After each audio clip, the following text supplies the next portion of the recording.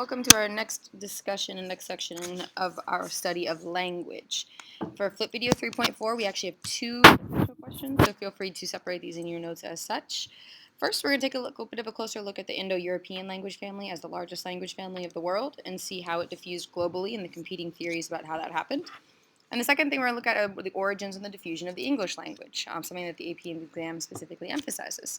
So let's begin first with the Indo European language family. So we can see on the map at right and the maps we've looked at in class that the Indo European language family is the largest language family of the world. So in other words, it has the largest number of speakers of any language in the world. And there's two competing theories that help us understand how it is that the Indo European language family grew to the size that it is now. First one is called the Conquest Theory. And I'm going to apologize, I'm going to butcher the name of this Latvian historian who came up with this, but I believe her name was Marija Gimbutas. And her theory of how the Indo-European language family originated and diffused begins in what's modern-day Ukraine, Western Russia / modern-day Ukraine, which is exemplified in the pink on the map there. And her theory is that the diffusion of the Proto-Indo-European language, meaning the origin, the beginning of that Indo-European language family, it originated here in modern-day Ukraine, and it diffused into Europe and then ultimately across Asia and then ultimately globally as a result of this group of people known as the Kurgan people, which is why this is sometimes called the Kurgan Hypothesis.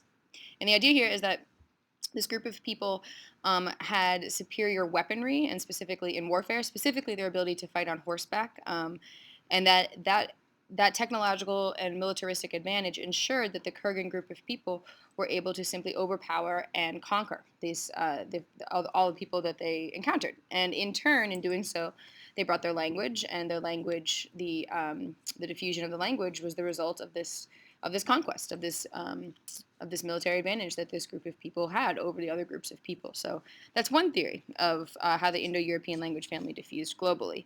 An alternative or competing theory comes from Colin Renfrew, who's a linguist, and his theory actually ties back to the origins of agriculture. So it's a little bit more of a tie back to the origins of human settlement and existence to begin with. So he takes us to the what is known as the Anatolian Peninsula, or Anatolia historically, which is now modern-day Turkey, and you can see that hearth in the orange on the map there. And he says in this region that the diffusion of the Proto-Indo-European language, it came into Europe as a result of the innovation of agriculture. So as people began to, as the concepts of agriculture and agricultural technology began to spread, so this is going all the way back to the agricultural revolution, also known as the Neolithic Revolution, that this superior method of human existence, which meant that people didn't have to be nomadic anymore, they could stay in one settled place and establish a homeland and cities for the first time. This meant that the people in turn adopted the language that came with the adoption of that agricultural technology. So we see a much more peaceful adaptation and adoption of the language, and a peaceful diffusion of this Indo-European language. And you and I both know now at this point that it was the subsequent interactions of different groups of people and the isolation of other groups of people that evolved into giving us that beautiful language tree that is the Indo-European language family. So two competing theories of how we got here with the diffusion of Indo-European languages, specifically beginning into Europe.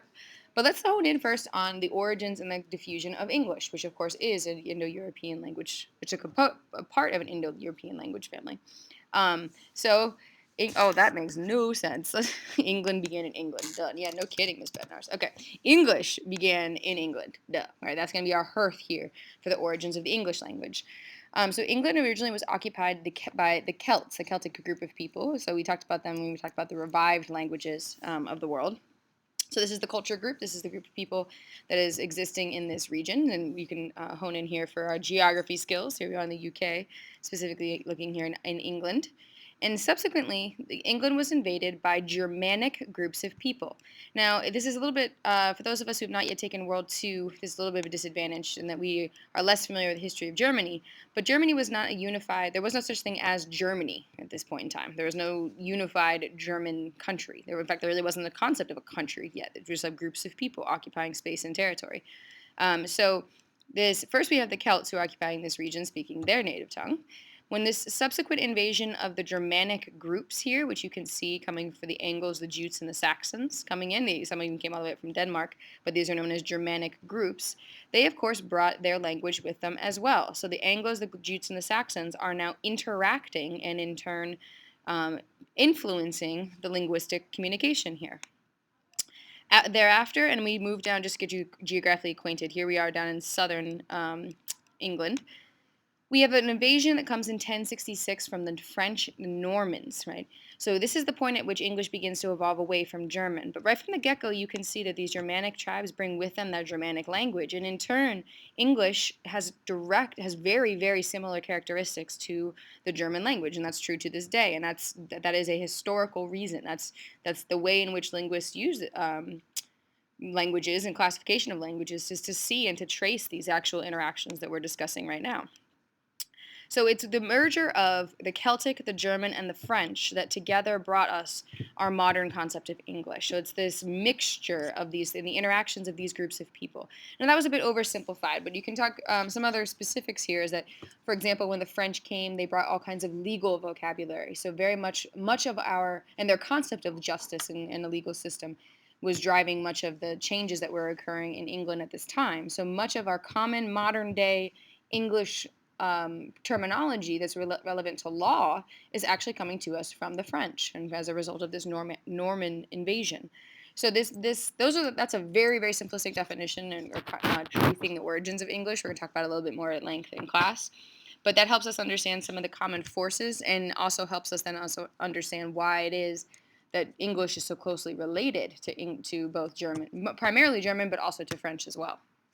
You can see this is sort of the history of the English language. You can see a much more, a much broader incorporation. You can see here's the Roman occupation. Here come in the Vikings. We got the Renaissance that brought in all sorts of different cultures.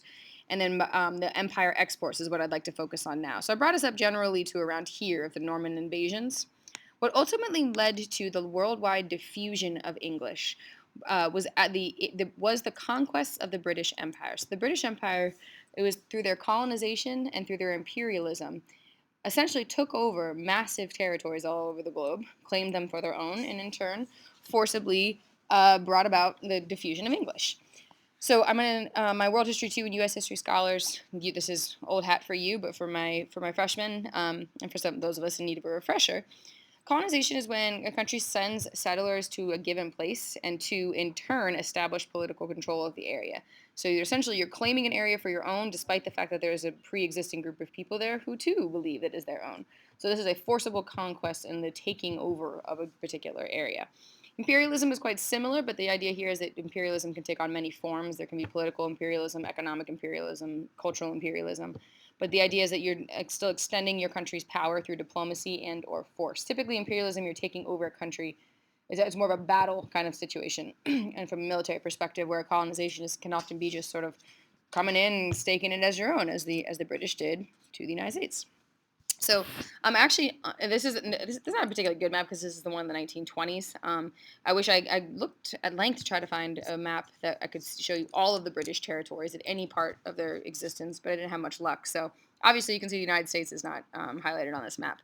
But what you do see is you see the absolute enormous breadth of the British Empire, that when these colonies went out, when these groups of people went out to conquer, they were conquering a massive amount of territory and in turn bringing their language with them.